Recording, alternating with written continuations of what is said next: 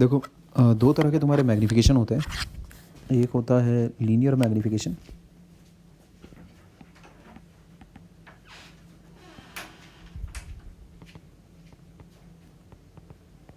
अब linear magnification में basically जो बढ़ोतरी है या जो घटत है वो दो तरीक़ों से हो सकती है, या तो अलोंग द प्रिंसिपल एक्सिस या तो फिर परपेंडिकुलर टू प्रिंसिपल एक्सिस। ठीक,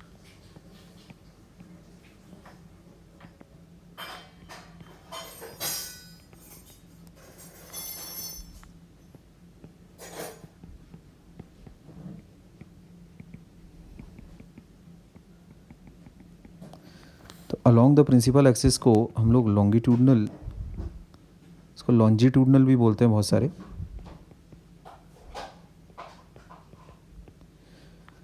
लॉन्गिट्यूडनल मैग्नीफिकेशन कहते हैं, और परपेंडिकुलर टू प्रिंसिपल एक्सिस जिसको तुम ऑलरेडी जानते हो, ये चीज़ ट्रांसवर्स कहलाती है।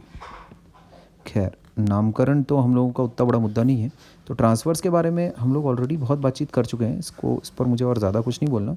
This is nothing but M T transverse is minus V by U which is image height upon object height, ऐसा। ठीक, this is ratio of image height to object height. ठीक है, obviously applying the proper sign conventions. ठीक है, अच्छा, अभी जो along the principal axis वाला जो मैग्नीफिकेशन है उसे अपने को पढ़ना है। ठीक, तो उस चीज़ को डिफाइन ऐसे किया जाता है, length of image upon length of object. ठीक, ये इसको अगर मैं एम एल कह दूँ तो this is nothing but I by O again. इसको मुझे या तो फिर ऐसा बोलना चाहिए, ठीक है, ये मैं इसको ऐसा कर लेता हूँ,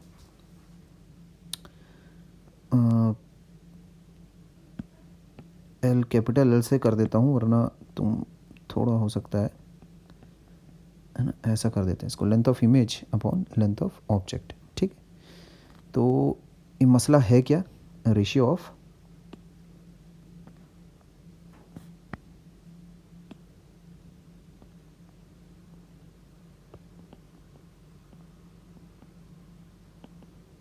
length of image to object. ठीक, अच्छा, दूसरा एक एरियल मैग्नीफिकेशन करके भी एक चीज़ होती है, वो हम लोग मिरर के रेस्पेक्ट में नहीं बातचीत कर रहे हैं अभी सिर्फ अपन एरियल मैग्नीफिकेशन के बारे में बातचीत करेंगे। Let's say each side increases या फिर ईच साइड मॉडिफाइज या changes by a factor of m। ठीक है, मतलब मामला कैसा रहेगा, जैसे ये अगर तुम्हारे पास लेट्स से एक रेक्टेंगल है ऐसा, तो ये आफ्टर मॉडिफिकेशन मान लेते हैं इसमें चेंज आ गया, बदलाव आ गया, कुछ ऐसा हो गया, ये हो गया एम ए, बड़ा भी हो सकता है, एम अगर ग्रेटर देन 1 हुआ तो जाहिर सी बात है एनलार्जमेंट हो रहा है, एम अगर छोटा हुआ है ना 1 से, तो वही डिमिनिशिंग इफेक्ट हो रहा है, डिमिनिशिंग हो रही है, तो वो मुद्दा नहीं है।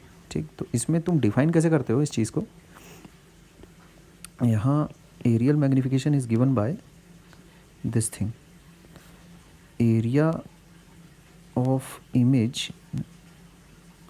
Divided by area of object, ऐसा। ठीक, ये हो गया तुम्हारे पास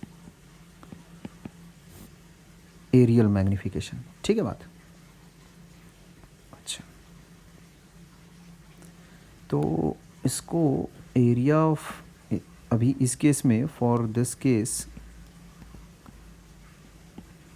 यहाँ पे एरिया ऑफ इमेज कितना हो जाएगा, इसको मैं बोल देता हूँ एम ए। ठीक है, एम ए कितना हो जाएगा, एरिया ऑफ इमेज हो जाएगा M square A B divided by area of object हो जाएगा ए बी। तो ये चीज़ हो जाती है इस केस के लिए एम स्क्वायर के बराबर। ठीक है, this is my magnification, areal magnification. खैर अभी ये भी हम लोगों का मुद्दा नहीं, अभी जिस चीज़ के लिए वीडियो बनाया जा रहा है वो ये है ना। अगर अलोंग द प्रिंसिपल एक्सिस मेरे पास ऑब्जेक्ट अगर रखा हुआ है तो लॉन्गिट्यूडनल मैग्नीफिकेशन कैसे निकालेंगे। ठीक, तो यहाँ देखो है ना,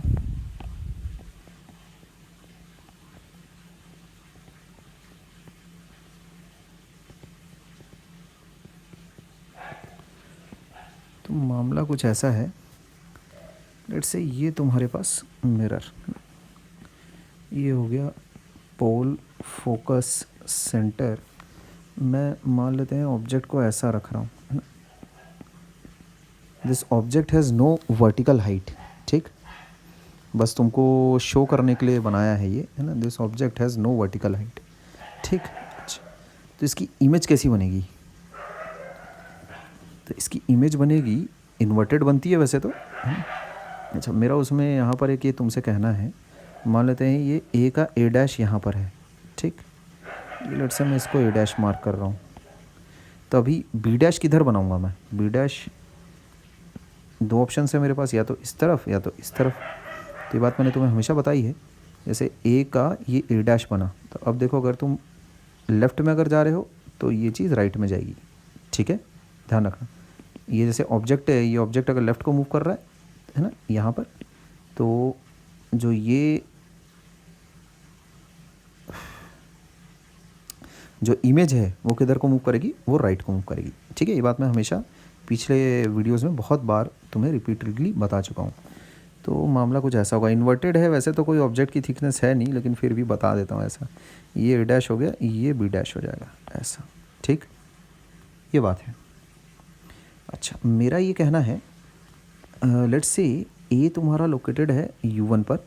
ठीक, मतलब this is U1, this is U2। ठीक है, ज़ाहिर सी बात है सारी दूरियां हम लोग पोल से नाप रहे हैं। ठीक, अच्छा, और यहाँ पर मेरे पास let's say this is V1, है ना, इसको बोलना पड़ेगा V2। ठीक है, एंड दिस इज़ V1। ठीक भाई, ए का ए डैश है तो U1 का V1 है। ठीक है बात, है ना। जहाँ पर जो तुम्हारा U है वो ऑब्जेक्ट डिस्टेंस डिनोट कर रहा है, और जो V है वो इमेज डिस्टेंस डिनोट कर रहा है। ठीक, तो जो लेंथ ऑफ इमेज मेरे पास होगा वो कितना होगा?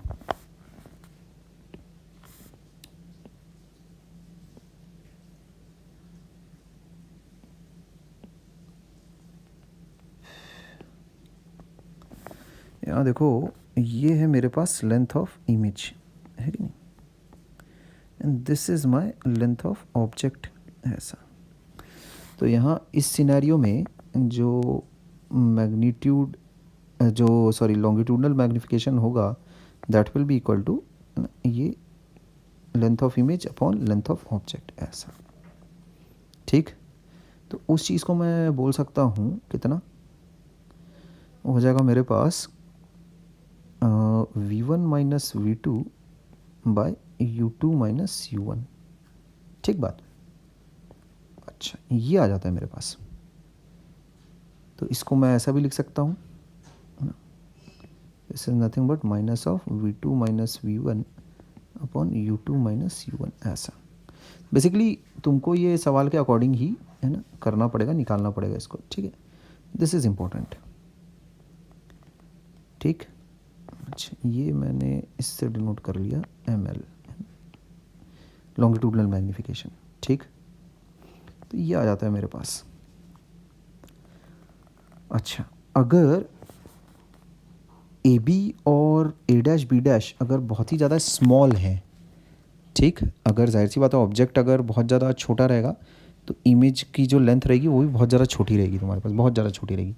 ठीक, if A B and A dash B dash are very small, then मैं क्या बोल सकता हूँ, देखो ज़रा, जो लॉन्गिट्यूडनल मैग्नीफिकेशन है उसको मैं ऐसा बोल सकता हूँ minus D V by D U, ठीक है, ऐसा बोला जा सकता है। ठीक, ये चीज़ क्या रहेगी, ये डी वी हो गया और ये डी यू हो गया, ऐसा। ठीक है, यहाँ पर भी वो तो वही लिखा हुआ है, देखो डी वी तो लिखा हुआ है, ये भी डी यू तो लिखा हुआ है, देखो ये है ना। अच्छा, तो लॉन्गिट्यूडनल मैग्नीफिकेशन ये बोला जा सकता है फिर। तो मेरे पास ये चीज़ तो है, बाय मिरर फॉर्मूला मैं ऐसा बोल सकता हूँ, आई हैव विथ मी, ठीक। अच्छा, और डिफरेंशिएटिंग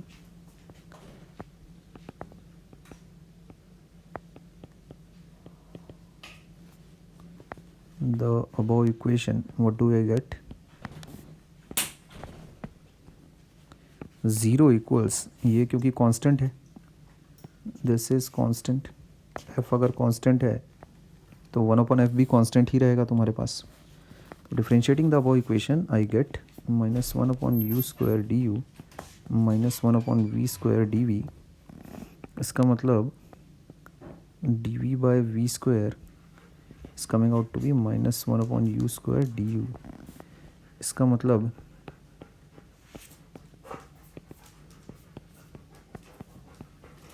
ठीक, ये चीज़ मैं ऐसा बोल सकता हूँ,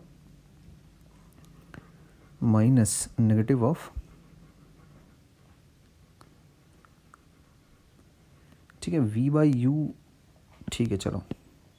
तो ये बेसिकली u तुम्हारे पास यहाँ पर ऑब्जेक्ट की दूरी रहेगी, है ना, और v बेसिकली तुम्हारे पास इमेज की दूरी रहेगी, ठीक, ये बात है।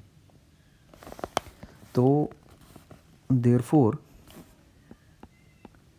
जो लेंथ ऑफ इमेज है मैं उसको बोल सकता हूँ length of image upon length of object is -v² by u²।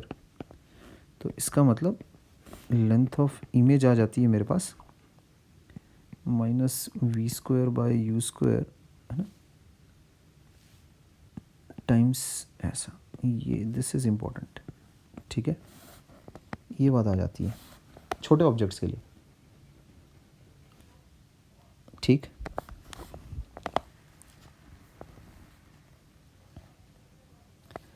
अच्छा, तो ये सारी बातें हैं। अगर v की वैल्यू अगर देखी जाए, यहाँ से मैं ऐसा भी बोल सकता हूँ, इस चीज़ को अगर थोड़ा मॉडिफाई करना हो तो v क्या है मिरर के लिए, स्फेरिकल मिरर के लिए, ये है ना, ये कैसा अपना कौन सा फॉर्मूला है, वही उफ वाला है कि नहीं। हाँ, तो इससे अपन ये भी बोल सकते हैं v by you is nothing but f upon u minus F, ठीक। तो इस चीज़ को अगर अपन सब्स्टिट्यूट करते हैं तो कितना हो जाता है, -f upon u minus F का होल स्क्वायर टाइम्स LO, ऐसा भी हो जाएगा, ठीक। This is again length of image, ठीक है ना बात, this is again length of image,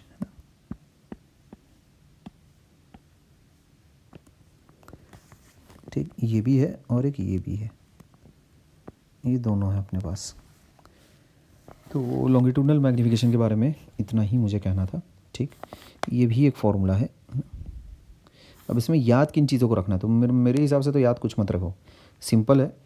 ये जो ऑब्जेक्ट जब कभी भी दिया जाए तो उसकी इमेज वर्कआउट करो, है ना, इस ऑब्जेक्ट को एक्सटेंडेड ऑब्जेक्ट मानकर इमेज वर्कआउट करो, एक्सटेंडेड इमेज आ जाएगी।